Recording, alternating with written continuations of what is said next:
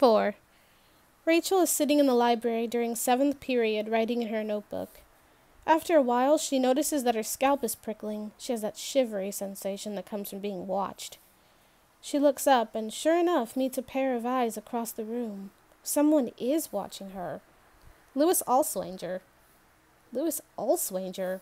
Why is Louis Allswanger watching Rachel Cooper? She knows him vaguely. He's in 2 of her classes, but she's hardly ever spoken to him. He is tall and thin, a narrow fellow. He has tight blonde curls and large, prominent ears. Maybe Louis isn't watching her.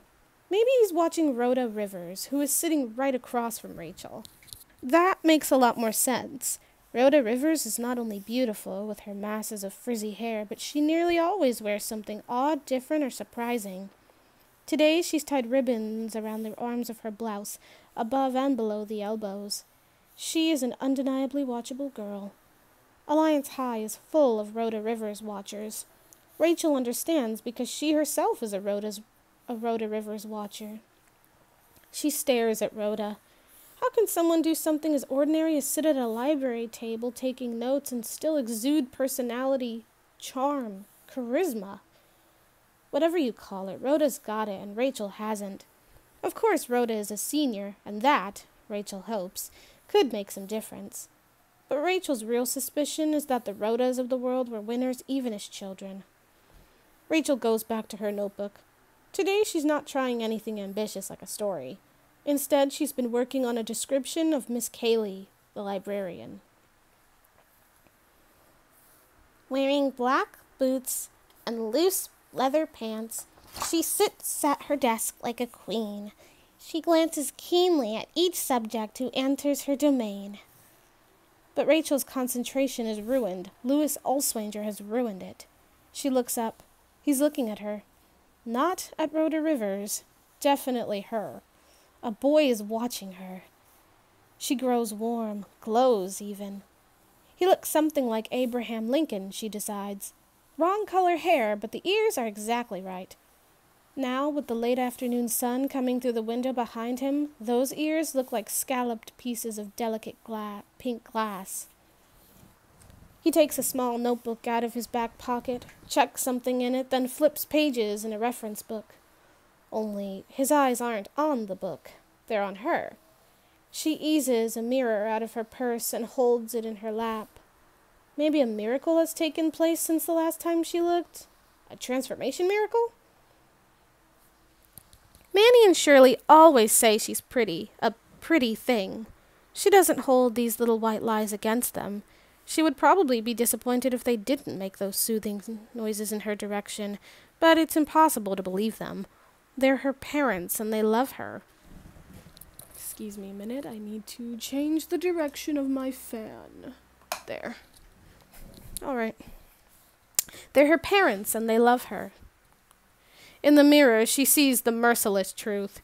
She sees a pair of large, slightly bulging green eyes, a peaky little face, and wiry, impossible hair, which this morning she had braided 6 times. Now she has 6 ratty-looking plaits, leaking wires of hair in every direction. She sneaks another look at Louis. His ears are glowing. They've turned from pink to red, and seem to give off sparks as if on the verge of bursting into flames. She writes Louis's name in tiny letters in a corner of her notebook. She sits up straighter. Should she smile? Oh my gosh, Googles. She giggles self-consciously to herself. She fiddles self-consciously with her earrings. Oh my gosh, I can't read today. Maybe he'll come over to the table, sit down next to her, start a conversation. What should she say? Helena's warnings flare in her mind. Don't act smart. Okay, she won't say anything. No, that's awful. She'll talk. If he thinks she's too smart, too bad. Anyway, he's sure to think she's too short. She's got it all worked out. Boys aren't attracted to her because she's short. And so they think she's younger, and they're not interested. God, give me 2 more inches, she prays. Even 1, and then turn me loose. Then the bell rings, and Louis Allswanger is gone like a streak of skinny lightning, out the door without a backward glance. Hello. Sorry. Hello, Izzy says. Hello, Grandpa. About once a week, Rachel phones her grandpa. This is not something she looks forward to. Driving nails into cement is probably an easier chore than carrying on a conversation with Izzy. Who's this? He says. Why does he always say that? It's me, Rachel.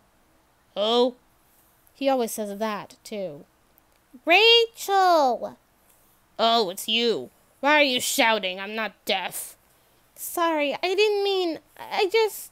She stops, starts again. Hi, Grandpa. Yes, yes, he says, as in, yes, yes, why did you call? A sigh wells up in Rachel's throat. How are you, Grandpa? How should I be? Rachel considers this question. Izzy is 83. Old, but his heart is strong. He's never broken a bone in his body. He walks 4 miles every day, and as he likes to say, he's all set to go for another 20 years. I heard you had a stomach ache, she says. Something disagreed with me, he concedes. And Ma took you to the doctor. Foolish. The doctor took blood or something? Mm-hmm. Did you get the results? Results? It's just a way for the doctor to make money.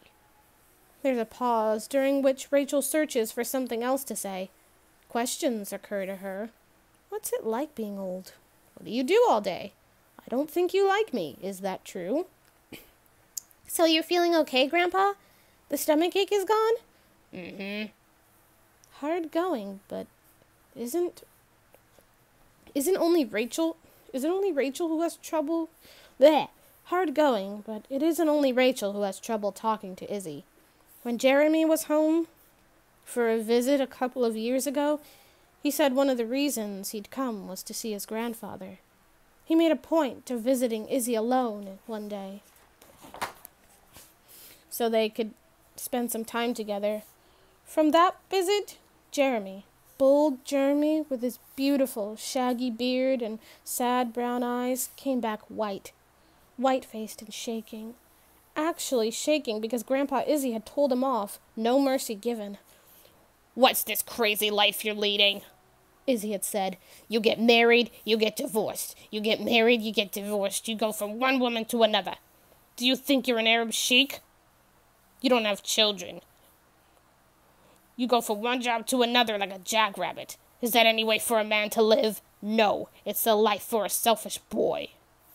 And then he had delivered his verdict like a curse on Jeremy. You're too old now. The time is gone. You've lost your chance for a decent life.